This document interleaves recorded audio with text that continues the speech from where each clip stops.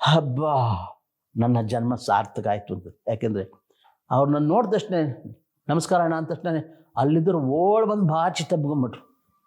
ನಾವು ಪುಣ್ಯವಂತರು ಅವ್ರ ಸಹವಾಸ ಮಾಡಿದ್ದೀವಿ, ನಾವು ಮಿಸ್ ಮಾಡ್ಕೊಂಬ. ನಾನಷ್ಟೇ ಇಲ್ಲ, ಇಡೀ ನಮ್ಮ ಕನ್ನಡ ಚಿತ್ರರಂಗ ಅವ್ರನ್ನ ಭಾಳ ಮಿಸ್ ಮಾಡಿಕೊಂಡಿದ್ದೆ.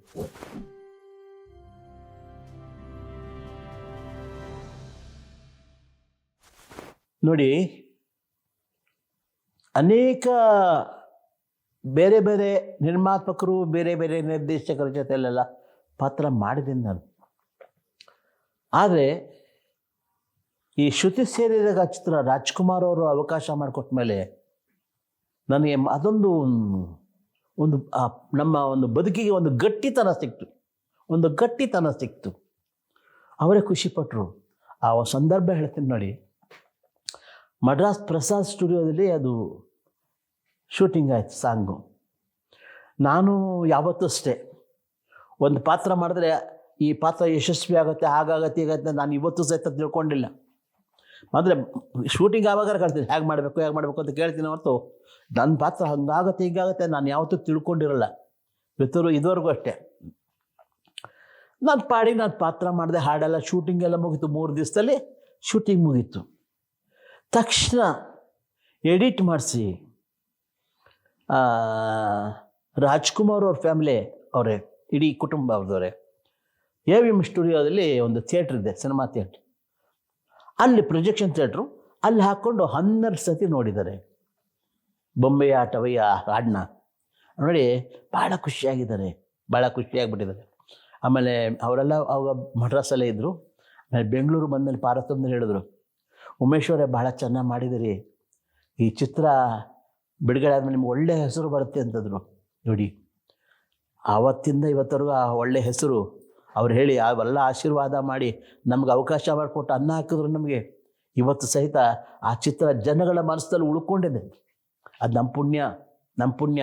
ಯಾಕೆಂದರೆ ಜೊತೆ ನಮ್ಮ ಪುಣ್ಯ ಇದ್ದರೆ ಅಂಥವ್ರು ಸಹವಾಸ ಮಾಡೋಕ್ಕಾಗತ್ತೆ. ನಮಗೆ ನಾವೇನು ಪಾಪ ಮಾಡಿದರೆ ಯಾರು ಏನು ಮಾಡೋಕ್ಕಾಗಲ್ಲ. ಎಷ್ಟೇ ವಿದ್ಯೆ ಇರಲಿ, ಬುದ್ಧಿ ಇಲ್ಲ, ಜ್ಞಾನ ಇರಲಿ, ಒಂದು ಸಹವಾಸ ಚೆನ್ನಾಗಿರ್ಬೇಕಲ್ಲ, ಆ ಒಂದು ಪರಿಸರ ಚೆನ್ನಾಗಿರ್ಬೇಕು. ಅಂಥ ಪುಣ್ಯವಂತರ ಒಂದು ಪರಿಸರ ಸಿಕ್ತು, ಸಹವಾಸ ಮಾಡಿದ್ವಿ. ಅಲ್ಲಿ ಆ ಹೆಸರು ಬಂದು ಉಳ್ಕೊಂಬಿಟ್ವಿ. ಆಮೇಲೆ ರಾಜ್ಕುಮಾರ್ ಅವರ ಒಂದು ದೊಡ್ಡ ಗುಣ ಅಂತಂದರೆ ಅವರೊಬ್ಬರೇ ಚೆನ್ನಾಗಾಗಬೇಕು ಅಂತಿಲ್ಲ, ತಮ್ಮ ಪಕ್ಕದ ಕಲಾವಿದರು ಸಹಿತ ಚೆನ್ನಾಗಿರ್ಬೇಕು ಅಂತ ಅವರ ಪ್ರತಿಯೊಂದು ಚಿತ್ರ ಮಾಡಿದಾಗ ಅವ್ರಿಗೆ ಅಷ್ಟು ಸಪೋರ್ಟ್ ಮಾಡೋರು. ಒಂದು ಸತಿ ಅವರ ಮಗ ರಾಘವೇಂದ್ರ ರಾಜ್ಕುಮಾರ್ ಅವರು ಒಂದು ಗಜಪತಿ ಗರ್ವಭಂಗದಲ್ಲಿ ನೋಡಿ ಎಷ್ಟು ಚೆನ್ನಾಗಿ ಮಾಡಿದ್ದಾರೆ ಅವರು, ಮಾಲಾಶ್ರೀ ಅವರು, ಮತ್ತು ಧೀರೇಂದ್ರ ಗೋಪಾಲ್ ಮತ್ತು ನಾನು ಶ್ರೀನಾಥ್ ಅವರು, ಶುಭಾ, ಒಳ್ಳೊಳ್ಳೆ ಕಲಾವಿದರ ಪಾತ್ರ ಮಾಡಿದ್ದಾರೆ. ಅದರಲ್ಲಿ ನನಗೆ ಒಳ್ಳೆ ಪಾತ್ರ ಕೊಟ್ಟರು.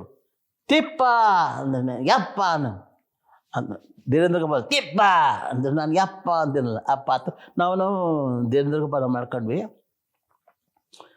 ಆ ರಾಜ್ಕುಮಾರ್ ಅವ್ರಿಗೆ ಎಷ್ಟು ಖುಷಿಯಾಗಿದೆ ಅಂದರೆ ಡಬ್ಬಿಂಗಲ್ಲೇ ಕೂತ್ಕೊಂಡ್ಬಿಡೋರು ನನ್ನ ಪಾತ್ರ ನೋಡ್ಬಿಟ್ಟು, ಉಮೇಶ್ ಅವರೇ ಒಂದು ಸೀನ್ ಒಂದು ಡಬ್ಬಿಂಗಲ್ಲಿ ಒಂದಿದೆ, ಆ ನೀವು ನೋಡಿದ್ದೀರ ಆ ಚಿತ್ರ. ಅದರಲ್ಲಿ ಯಾರು ಧೀರೇಂದ್ರ ಗೋಪಾಲ್ರವರು ಬಹಳ ಒಂದು ದುರಹಂಕಾರದ ಮೆರೀತಿರ್ತಲ್ಲ, ಅವ್ರ ಅಹಂಕಾರ ಮೆರೆಯೋದಕ್ಕೋಸ್ಕರ ನಮ್ಮ ರಾಘವೇಂದ್ರ ರಾಜ್ಕುಮಾರ್ ಬುದ್ಧಿ ಕಲ್ಸೋಕ್ಕೋಸ್ಕರ ಮನೆ ಕಲ್ಸಕ್ಕೆ ಕೊಡ್ತಾರೆ. ಧೀರೇಂದ್ರ ಗೋಪಾಲ್ರವರು ಮನೆ ಕಟ್ತಾ ಇರ್ತಾರೆ, ನಾನು ಎಲ್ಲ ಬಾಣಲಿ ಒಳಗೆ ಸಿಮೆಂಟ್ ತೊಗೊಂಡೋಗಿ ಕೊಡ್ತಿರ್ತೀನಿ. ಅವು ಹೋಗ್ಬೇಕಾರೆ ನಾನು ಇದಕ್ಕೆ ನಕ್ಷತ್ರಕ್ಕನ ಪಾತ್ರದ್ದು ಯಾವುದು ಈ ಹರಿಶ್ಚಂದ್ರ ಹಾಡು ಜ್ಞಾಪಕ ಆಯ್ತಲ್ಲ, ನೆನ್ನೆ ಪಾಲಕಾಗಿಂದು ಸೇವಕ ಒಂದು ಕ್ಷಣದಲ್ಲೇ ಎಲ್ಲ ಟಕಮಕ. ಅಂದರೆ ಆ ಯಜಮಾನ್ ಈ ನನ್ನ ಹಾಡಿಗೂ ಅವನ ಪರಿಸ್ಥಿತಿಗೂ ಒಂದು ಸಂಬಂಧ ಇತ್ತಲ್ಲ.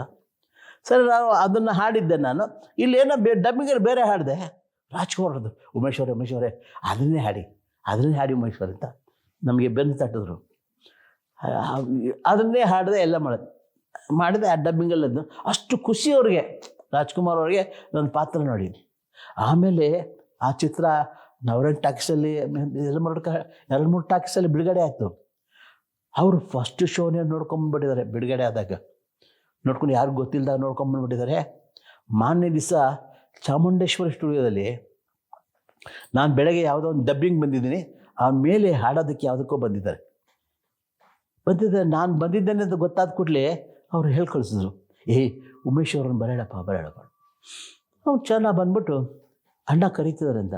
ಅಯ್ಯೋ ಏನಪ್ಪ, ಏನು ಯಾಕೆ ನಾನೇನು ಮಾಡಿದೆ, ನಾನು ಯಾಕೆ ಇದ್ದಕ್ಕಿದ್ದು ಹೇಳಿ ಕಳಿಸಿದ್ರಲ್ಲ ಅಂದ್ಬಿಟ್ಟು ನನಗೆ ಸ್ವಲ್ಪ ಏನೇ ಆಗಲಿ ಅವ್ರ ಬಗ್ಗೆ ಎಷ್ಟು ಗೌರವ ಇದ್ದು ಸ್ವಲ್ಪ ಭಯ ಇರುತ್ತಲ್ಲ ಅನ್ನೋದು ಆತರು ಅಂತಾರೆ. ನಾನು ಭಯ ಪೆಟ್ಕೊಂಡು ಅವ್ರ ಹತ್ರ ಹೋದೆ. ನಾನು ಮೇಲಿದ್ದರು, ಅವ್ರು ನಾನು ನೋಡಿದ ತಕ್ಷಣ ನಮಸ್ಕಾರ ಅಣ್ಣ ಅಂದ ತಕ್ಷಣ ಅಲ್ಲಿದ್ದರು ಓಡ್ ಬಂದು ಬಾಚಿ ತಬ್ಕೊಂಬಿಟ್ರು. ಏನು ಅವರು ಒಳ್ಳೆ ಗಟ್ಟಿಯಾಗಿದ್ರಲ್ಲ, ಯೋಗ ಮಾಡಿದ್ದು ಕೈಗಳು ಅದು ಗಟ್ಟಿಯಾಗಿದ್ರಲ್ಲ. ಒಂದು 3-4 ನಿಮಿಷ ತಬ್ಕೊಂಬಿಟ್ಟಿದ್ದು ಬಿಡ್ತಾನೆ ಇಲ್ಲ.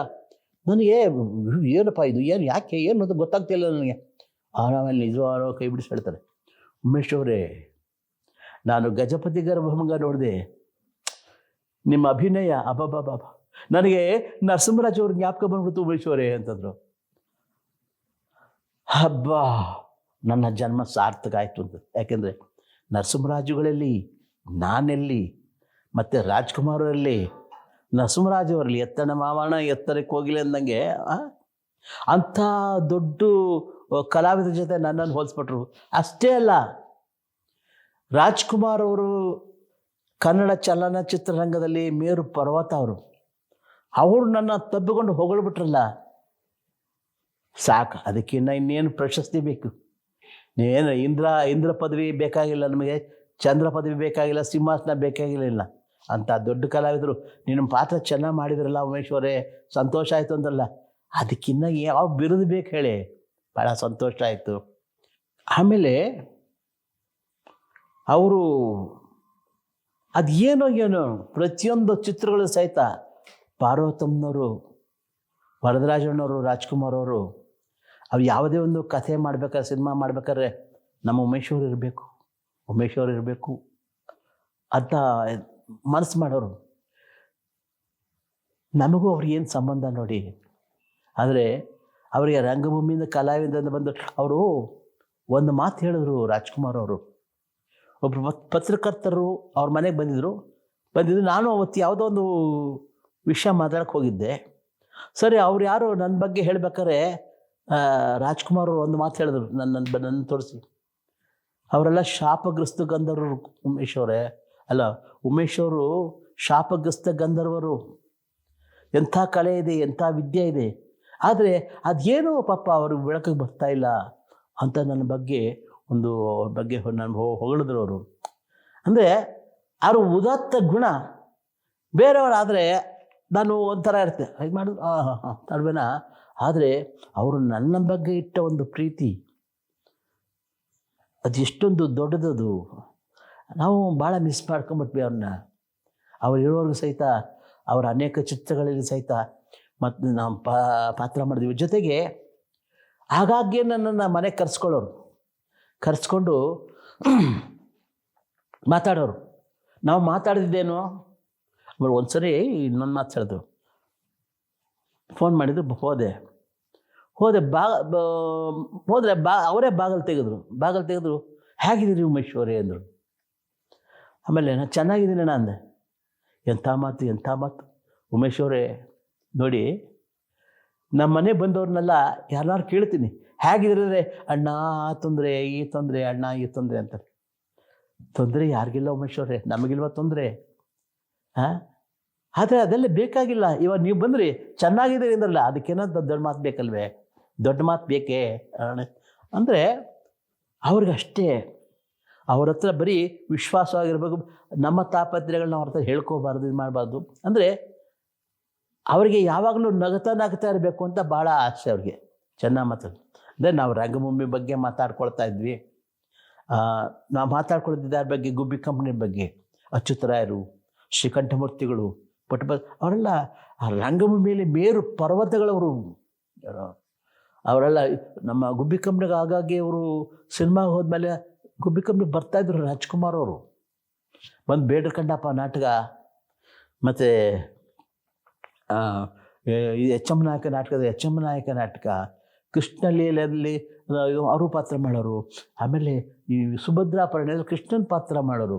ಹೀಗೆ ಎಲ್ಲ ಆಗಾಗ್ಗೆ ಬಂದು ಸಹಿತ ಅವರು ಸಿನಿಮಾಗೋಸ್ಕರ ಗುಬ್ಬಿ ಕಂಪ್ನಿಯವ್ರು ಕರೆದ ತಕ್ಷಣ ಬಂದು ಪಾತ್ರ ಮಾಡೋರು.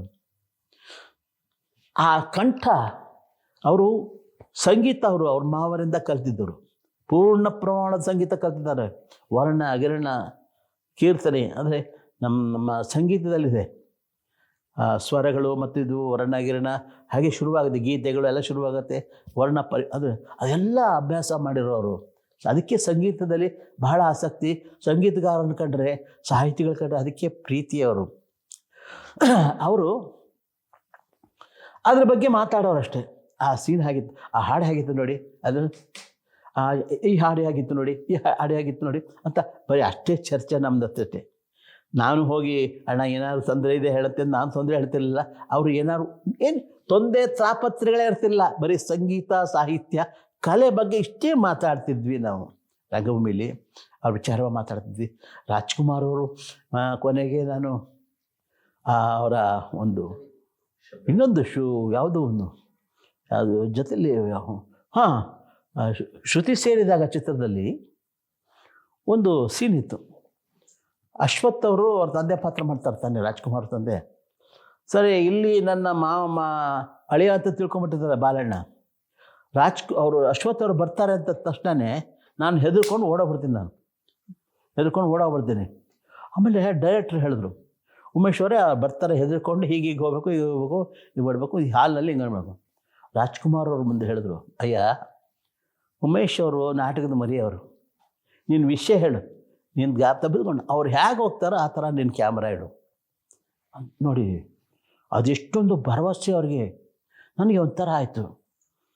ಉಮೇಶ್ವರೇ ಅಂದ, ಅಣ್ಣ ಅವ್ರು ಹೇಳಿ ಅಣ್ಣ, ಇಲ್ಲ ಮಾಡ್ತೀರ ಉಮೇಶ್, ಮಾಡಿ ಅಂತಂದರು. ಸರಿ, ನಾನು ಆಮೇಲೆ ಅವ್ರಿಗೆ ಡೈರೆಕ್ಟ್ರ್ ಹೇಳಿದೆ, ಸರ್ ನಾನು ಹೀಗೆ ಹೋಗ್ತೀನಿ, ಬರ್ತಿದ್ದಂಗೆ ಹೆದರ್ಕೊಂಡು ಹಿಂಗೆ ಹೋಗ್ತೀನಿ, ಇಲ್ಲ ಸೋಫಾದ ಮೇಲೆ ಬೀಳ್ತೀನಿ, ಅಲ್ಲಿ ಹೇಳ್ತೀನಿ, ಮೆಟ್ಲ ಮೇಲೆಲ್ಲ ಹೋಗ್ತೀನಿ ಮಾಡಿದೆ. ಅಷ್ಟೇ ಕಣಪ್ಪ, ಕ್ಯಾಮ್ರಾ ಇಟ್ಬಿಡು ಅಷ್ಟೇ. ಅಂದರೆ ಅವರು ನನ್ನ ಬಗ್ಗೆ ಅಷ್ಟು ಭರವಸೆ. ಅಯ್ಯೋ ನಿಜವಾಗ್ಲೂ ನಾವು ಪುಣ್ಯವಂತರು ಅವ್ರ ಸಹವಾಸ ಮಾಡಿದ್ವಿ, ನಾವು ಮಿಸ್ ಮಾಡ್ಕೊಂಬ. ನಾನಷ್ಟೇ ಇಲ್ಲ, ಇಡೀ ನಮ್ಮ ಕನ್ನಡ ಚಿತ್ರರಂಗ ಅವ್ರನ್ನ ಭಾಳ ಮಿಸ್ ಮಾಡ್ಕೊಂಡಿದ್ದೆ. ನಾನು ನೀನು ಯಾವುದೊಂದು ಪ್ರೋಗ್ರಾಮ್ಗೆ ಹೋದಾಗ ಗಾಡೀಲಿ ಒಂದು 2 hours ಅವ್ರ ಹಾಡುಗಳನ್ನೇ ಕೇಳ್ಕೊಂಬಂದೆ. ಎಂತೆಂಥ ಹಾಡುಗಳದು. ಬಾಳುವಂಥ ಕೋಗೆ ಬಾಳುವಾಸೆ ಏಕೆ, ಆ ಪ್ರತಿಯೊಂದು ಹಾಡುಗಳಲ್ಲಿ ಸಹಿತ ಉದಯಶಂಕರ್ ಅವರು ಹೇಗೆ ಬರೆದಿದ್ದಾರೆ ಅಂದರೆ ಎಲ್ಲ ತತ್ವಗಳಿದ್ದಂಗೆ, ಪ್ರತಿಯೊಂದು ಹಾಡುಗಳೆಲ್ಲ ತತ್ವಗಳಿದ್ದಾಗೆ. ಏನು ಎಂಥಂಥ ಹಾಡುಗಳು. ಅದಷ್ಟೇ ಅಲ್ಲ, ಆ ಬಿಡುಗಡೆ ಇದು ಒಂದು ಚಿತ್ರದಲ್ಲಿ ಸಹಿತ ಬಾಡಿ ಹೋದ ಬಳ್ಳಿಯಿಂದ ಹೂವು ಅರಳಬಲ್ಲದೆ, ತಂತಿ ಹರಿದ ವೀಣೆಯಿಂದ ನಾದ ಹರಿಯಬಲ್ಲ. 1 2 ಪ್ರತಿಯೊಂದು ಹಾಡುಗಳಲ್ಲಿ ಸಹಿತ ಆಡಿಸಿ ನೋಡು, ಬೀಳಿಸಿ ನೋಡು, ಎಲ್ಲ ತತ್ವಗಳು. ಅದರ ಹಾಡನ್ನ ಅವರು ಹೇಗೆ ಅದಕ್ಕೆ ಭಾವ ಕೊಟ್ಟು ಹಾಡಿದ್ದಾರೆ, ಅದನ್ನೆಲ್ಲ ಕೇಳ್ತಾ ನನಗೆ ಕಣ್ಣಲ್ಲಿ ನೀರು ಬಂದ್ಬಿಡ್ತು. ಯಾಕೆಂದರೆ ಇಷ್ಟು ಬೇಗ ರಾಜ್ಕುಮಾರ್ ಅವ್ರನ್ನ ನಾವು ಕಳ್ಕೊಂಬಿಟ್ವಲ್ಲಪ್ಪ ನಾವು ಅಂತ ಸಂಕಟ ಆಗೋಯ್ತು ನಮಗೆ. ಆದರೆ ಏನು ಮಾಡೋಕ್ಕಾಗಲ್ಲ. ನಾನು ಮೊದಲೇ ಹೇಳಿದ್ನಲ್ಲ, ಜಾತಸ್ಯ ಮರಣ ಧ್ರುವಂ, ಯಾವುದೂ ನಮ್ಮ ಕೈಲಿಲ್ಲ. ಹುಟ್ಟಿನ ಗುಟ್ಟು ಸಾವಿನ ಮೆಟ್ಟು, ಯಾರಿಗೆ ಏನಂತ ಗೊತ್ತಿಲ್ಲ ನಮಗೆ. ಆದರೂ ಕೊನೆಯಲ್ಲಿ ಅವ್ರ ಶಬ್ದ ಬೇದಿ ಚಿತ್ರದಲ್ಲೂ ಸಹಿತ ನನ್ನನ್ನು ಹಾಕ್ಕೊಂಡು ನನ್ನ ಅವ್ರ ಜೊತೆಲೇ ಇಟ್ಕೊಂಡ್ರು. ಪಾತ್ರ ಮಾಡಿದೆ, ಯಶಸ್ವಿ ಆಯಿತು. ಅಷ್ಟೇ. ಈಗ ಆ ನೆನಪುಗಳೇ ನಮಗೆ ಅಷ್ಟೇ, ನೆನಪುಗಳು ಅಷ್ಟೇ. ಅದನ್ನು ಮೆಲುಕು ಹಾಕ್ತಾ ಇರ್ತೀನಿ. ಏನು ಮಾಡೋಕ್ಕಾಗಲ್ಲ. ನಾವು ಒಂದು ದಿವಸ ಹೋಗೋದೇ ಅಲ್ವಾ. ಏನು ಮಾಡಲಿ, ಆ ಘಟನೆಗಳು, ನೆನಪುಗಳು, ಅದನ್ನು ಮರೆಯೋದಕ್ಕೆ ಸಾಧ್ಯನೇ ಇಲ್ಲ.